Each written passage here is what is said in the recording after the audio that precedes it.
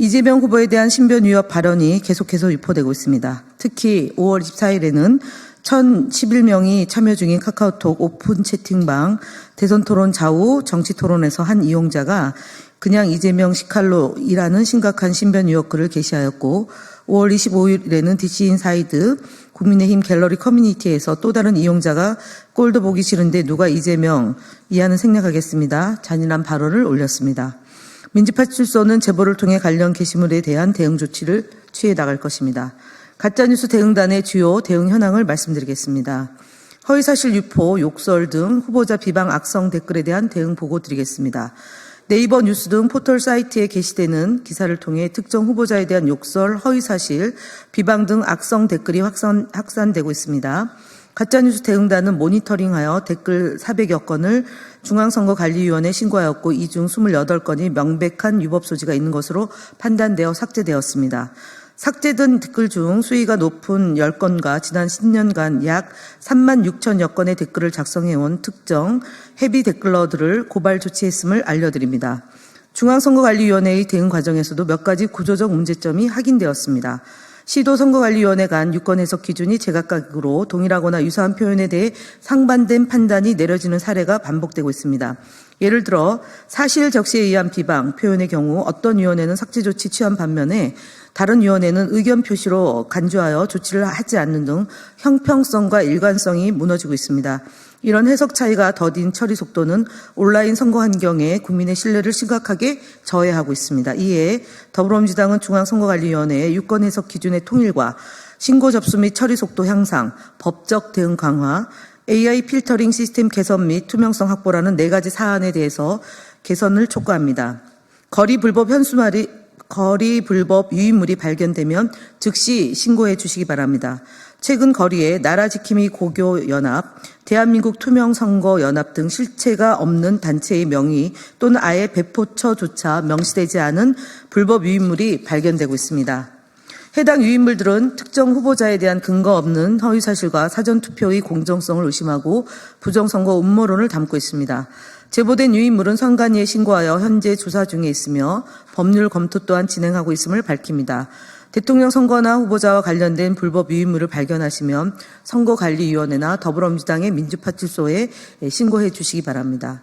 민주당 명예훼손 혐의 민경욱 TV에 대한 고발 진행 상황 보고 드리겠습니다. 지난 1월 15일 부정선거로 인해 더불어민주당 소속 국회의원 49명이 당선되었다는 허위 주장을 통해 명예훼손을 한 혐의로 고발된 유튜브 채널 민경욱 TV에 민경욱 전 의원에 대해 경찰 조사 결과 혐의가 인정되어 검찰에 송치되었음을 알려드립니다. 이는 이미 동일한 허위사실 유포 혐의로 고발된 이삿갓 TV가 구약식 기소된 것을 고려할 때 지극히 당연한 조치입니다. 검찰은 이번 사건의 공적 파장과 사회적 심각성을 충분히 인지하여 엄정하고 공정한 수사와 처분을 통해 허위정보 유포 행위에 단호히 대응해 주실 것을 촉구드립니다. 뉴델리와 더 퍼블릭에 대한 언론 대응 및 인터넷 선거 보도 심의위회와 언중이 심의 결과를 보고드립니다. 뉴데일리와 더 퍼블릭은 더불어민주당과 이재명 후보에 대한 보도에서 감정적인 표현과 일방적인 평가를 반복하며 반론권조차 제대로 보장하지 않은 편향된 보도를 지속했습니다. 언론으로서 지켜야 할 중립성, 공정성, 형평성을 외면한 보도 행태는 대통령 선거라는 중차대한 시기에 유권자에게 중대한 영향을 미칠 수 있습니다. 지난 주말 동안 뉴델리 기사 7건과 더 퍼블릭 기사 3건 등 총 15건의 기사에 대해 그 심각성을 고려하여 인터넷 선거보도심의위원회 이의 신청을 했습니다.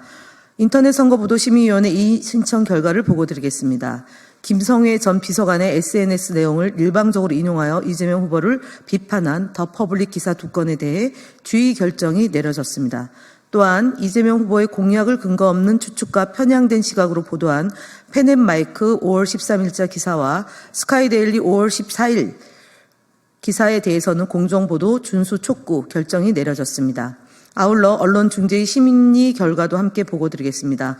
스카이데일리 4월 22일자 수신료 통합징수 방송법 개정 KBS 암울한 미래 보도에 대해서는 더불어민주당 측 반론을 반영한 반론 보도를 게재한 것으로 언론사와 합의되었음을 알려드리겠습니다.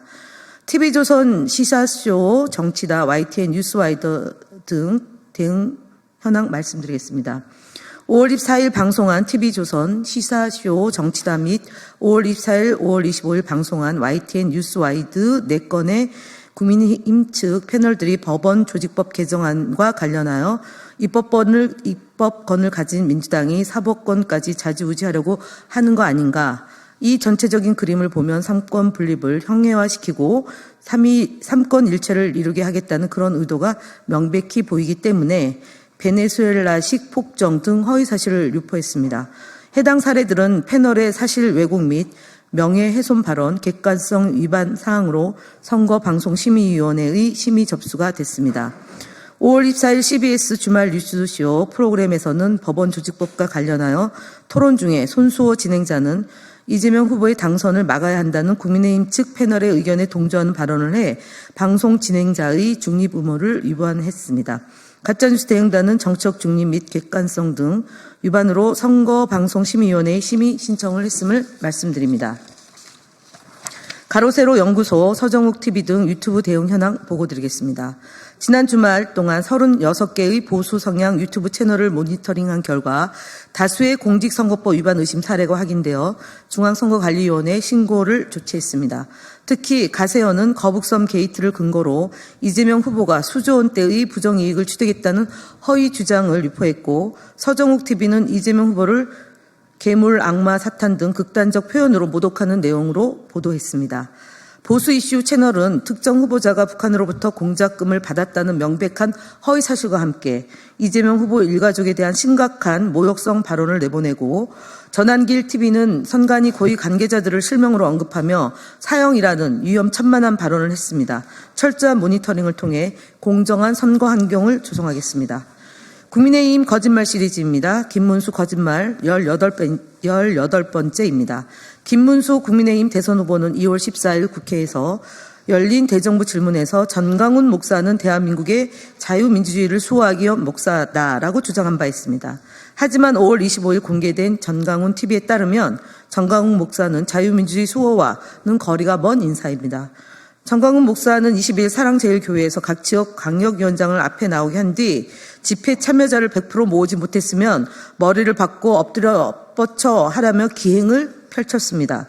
전 목사는 이어 이번 대선을 실패하면 여러분부터 김정은한테 성폭행 당하게 추방시키겠다는 위험한 발언을 했습니다. 김문수 후보는 개인의 자유와 인권에 대해 어떠한 존중도 없는 전강훈 씨에게 자유민주주의를 수호하기 목사라고 추켜 세웠던 것입니다. 선거가 가까워오자 김문수 후보는 전강훈 목사와의 관계를 부정하고 있습니다.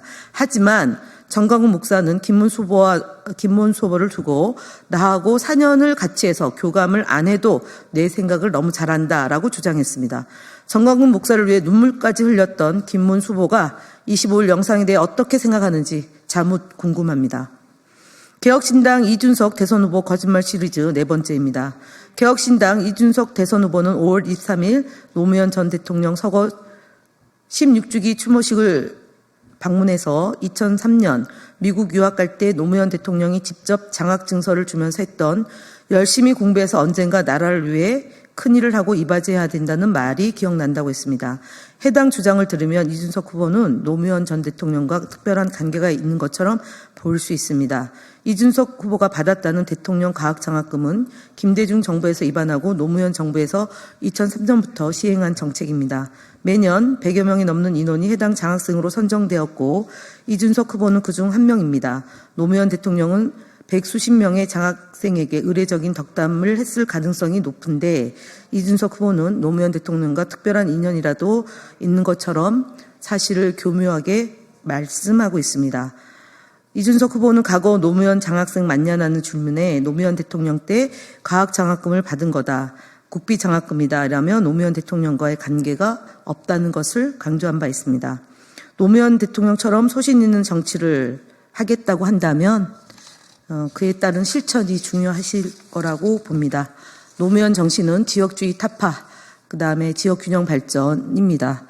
이준석 후보의 노무현 정신을 계승하는 정치인이 되려면 윤석열 대통령을 탄생시키는 것에 대한 책임부터 스스로 진심 어린 사과가 필요하다 생각합니다.